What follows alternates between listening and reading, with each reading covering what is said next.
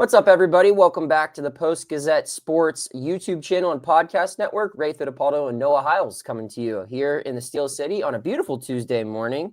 Steelers are getting ready for a big matchup against the Indianapolis Colts. We're going to talk about the offense today. But before we do so, got to remind everyone that this program is brought to you by, or presented by FanDuel.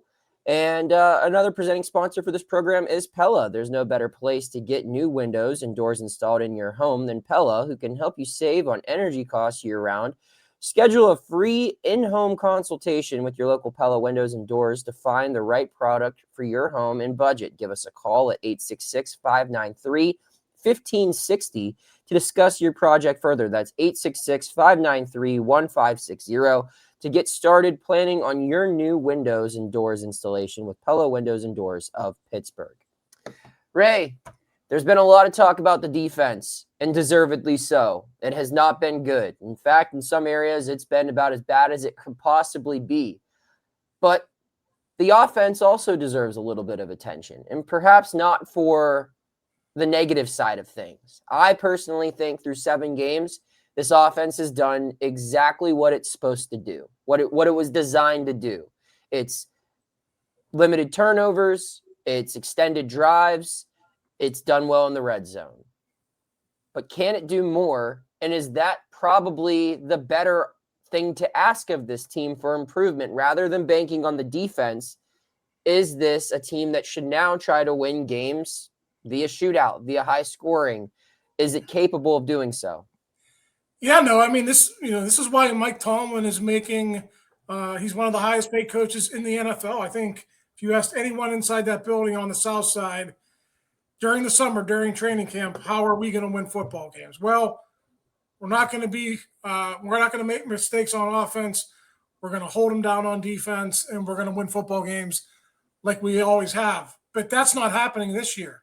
When your defense is giving up 386 yards per game, when your defense has given up 30 points or more 4 times in 7 games, you could no longer count on it. This is who they are at this point in the season, and it's probably who they're going to be. So when you look at it from Tomlin's perspective, and then you go to Arthur Smith, you sit down in his office, you say, Art, I think we got to start scoring a little bit more here. We're doing okay. We're averaging like 24, 25 points per game. We might have to get up to 27, 28 to win some of these football games. So it's not how they expected to win football games, but these guys are highly paid individuals. They got to figure it out on the run, and they might have to open it up a little bit if they want to stay in contention in the AFC.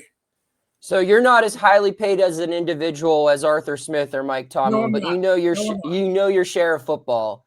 So let's look at what the Steelers have personnel-wise, right? They have, I would say, an elite receiver in DK Metcalf. Probably hasn't played to the level that he would like to play for reasons some in his control, some outside of his control. They've got a pair of receivers with a little bit of potential with Austin and Wilson. And then they have this great tight end group. And it seems like they move the ball well when they can use that jumbo package. But the weakness so far has been when they are essentially forced in a position where the run isn't an option, where they have to kind of spread it out, and the opposition knows they're not only trying to pass, but really throw the ball downfield. That's been their Achilles heel so far. How do they open up the playbook and get better results with the personnel that they have right now? Yeah, so they're not built like they can't scrap what they've been doing and say, hey, we're going to go 4 wide now. Listen, I mean, Scotty Miller is injured. He couldn't play last week.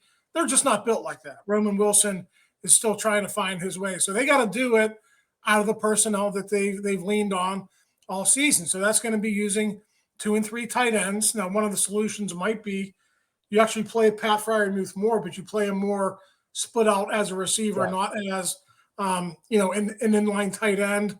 You could do the same thing with Jonnu Smith, and you could sort of manipulate your personnel that way. Pat Freiermuth, for all intents and purposes, Noah, he is just a big receiver. I mean, he's a willing blocker, but he's a guy who can go out winning one-on-one coverage against safeties and linebackers. He could do that all day. They just haven't really leaned into that quite yet. So that's one way to do it. The other way is just to have that mindset, I think. It's to just say, hey, I know we got Boz.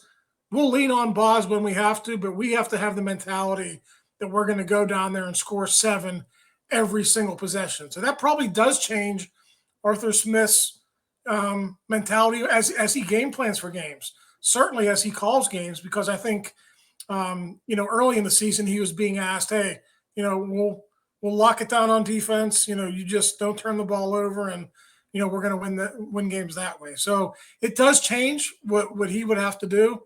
But like I said, no, I think it's much needed. I don't think the defense is going to drastically improve from here, and this offense is going to have to score more than they have.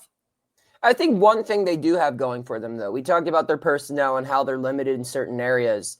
I think the quarterback has been a lot better than a lot of people expected him to be through 7 weeks. And I actually wrote about this. And if there's one guy that you're going to lean on in this type of situation, this is the guy to do it. This is a guy who's put teams on his back before, and he's playing.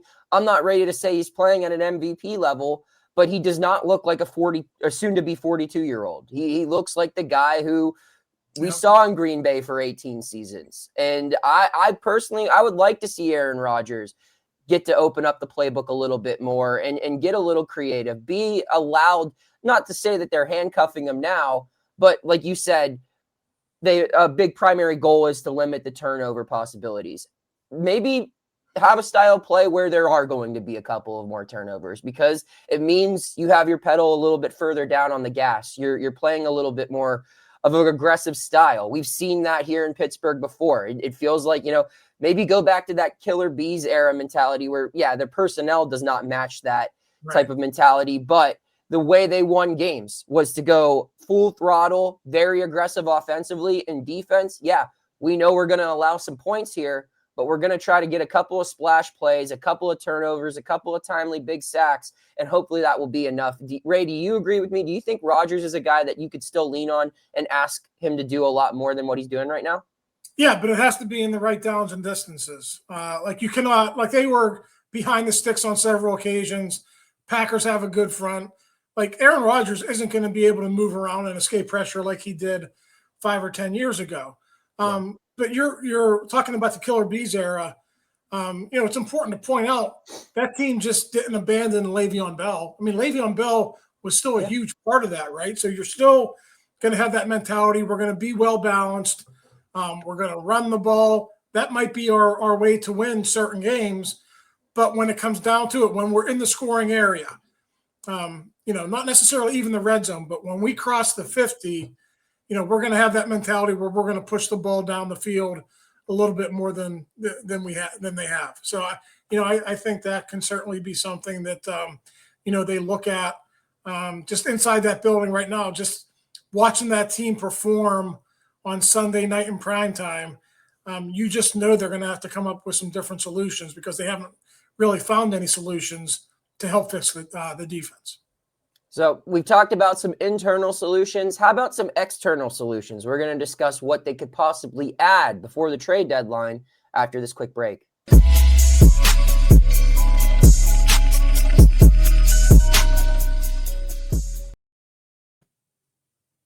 Back here on our Tuesday show on the Pittsburgh Post-Gazette Sports YouTube channel and podcast network, Noah Hiles and Ray Fittipaldo. This show is brought to you by Goldberg, Persky, and White. If you're diagnosed with mesothelioma or lung cancer, call your local attorneys at Goldberg, Persky, and White. For over 40 years, our firm has represented thousands of lung cancer and mesothelioma victims. Call 1-800-COMPLEX or visit gpwlaw.com for a free consultation.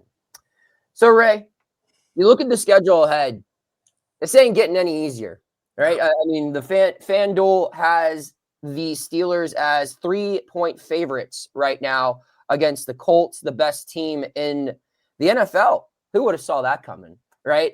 But the Colts are coming into town with a 3-point advantage over the Steelers on Sunday. They got the Chargers after that, then some big division games, some other tough opponents.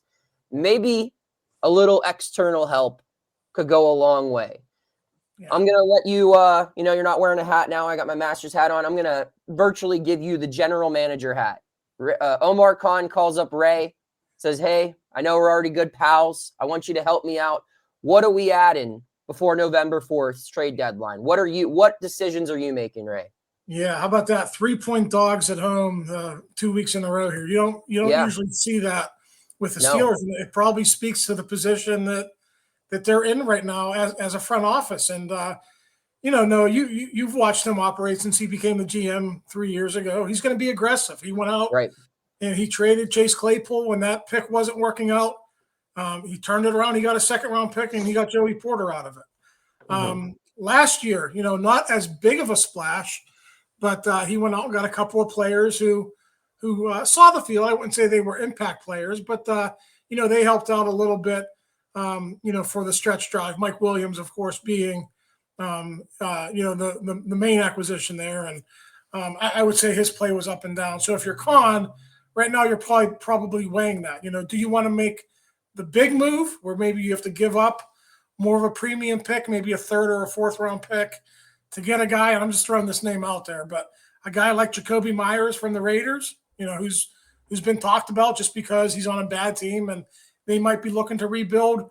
Or do you want to go like 5th, 6th, 7th round pick and bring in somebody who probably isn't going to fetch that much in terms of compensation? It may not be the impact player that you probably need for your offense. So it's a slippery slope. They're right now they're 4-3. They're in contention, but I'm sure Omar wants some of those picks for the spring. He doesn't want to mortgage the future and miss out on a quarterback because he went out and, got a receiver this year who may or may not help the football team. So I'm sure they're going through that right now. Just to throw a few names out there, Jacoby Myers would be one. Chris Olave would be another from the Saints, but you're not getting those guys for 5th, 6th, 7th round picks. You're probably going to have to give up a mid-round pick if you're going to want to land one of those guys.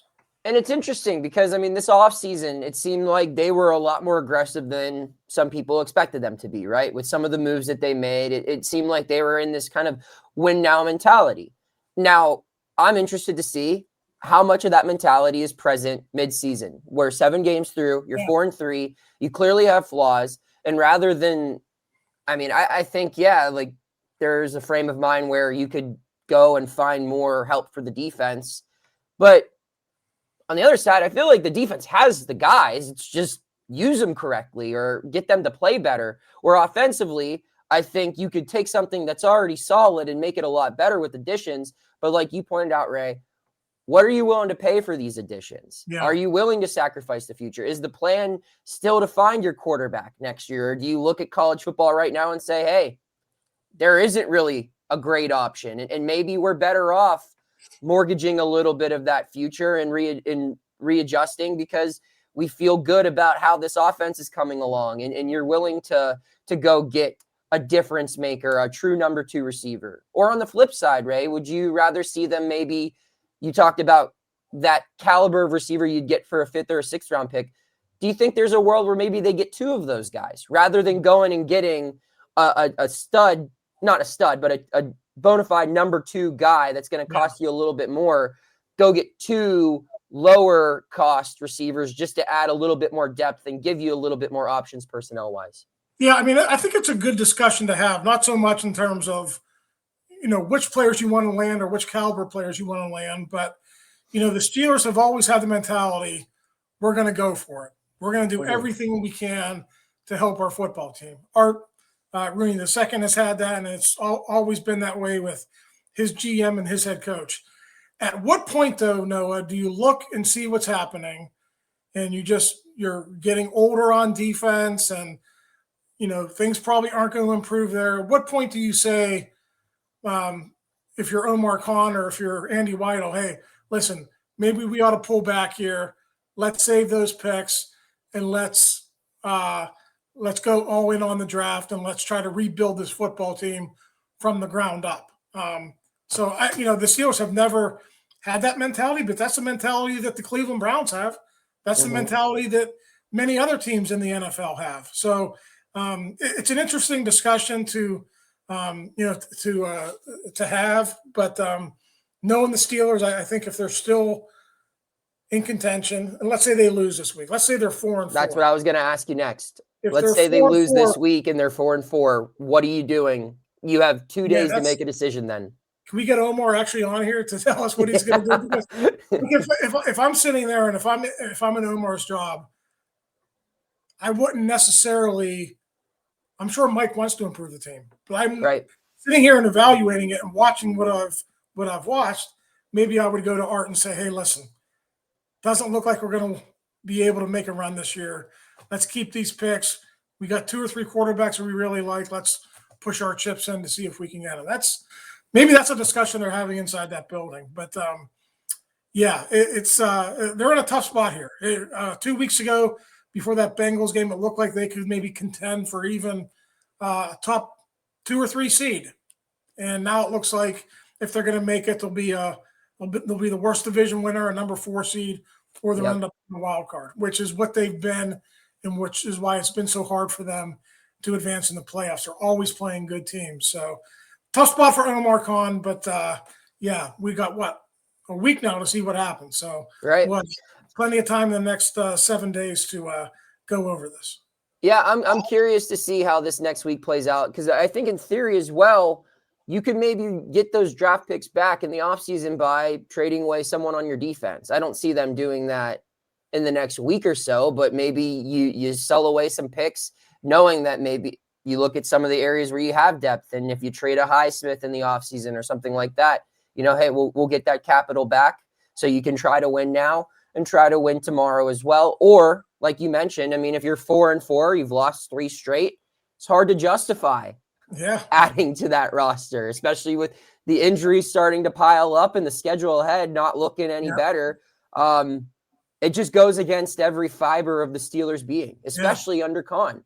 Every year seems like they're all in, even if the talent on the roster doesn't necessarily match that mentality. It'll be really interesting to see how far out of their comfort zone they're willing to go one way or the other. So, yeah, it's going to be an interesting week here to see what happens. And the Colts are coming in, Noah, top scoring offense in the NFL. That's going to be a hard game to win. I think Omar is probably really going to sit back and watch that game and say, "Hey, what do you guys got? Show me what you got." And then he'll make his move after that. All right. Well, he's Ray Fittipaldo. I'm Noah Hiles. Check out both of our work at Post-Gazette.com. We print every Thursday and Sunday. Check that out as well. And hit subscribe if you haven't already to the Post-Gazette Sports YouTube channel and podcast network. We record every Tuesday. We've got a new show for you every day. Keep tuning in. We'll have you covered every day moving forward. Thank you for checking out this content from Post-Gazette Sports. If you watch this video on YouTube, please like the video and subscribe to our channel. For all of the sports coverage the Post-Gazette has to offer, visit post-gazette.com.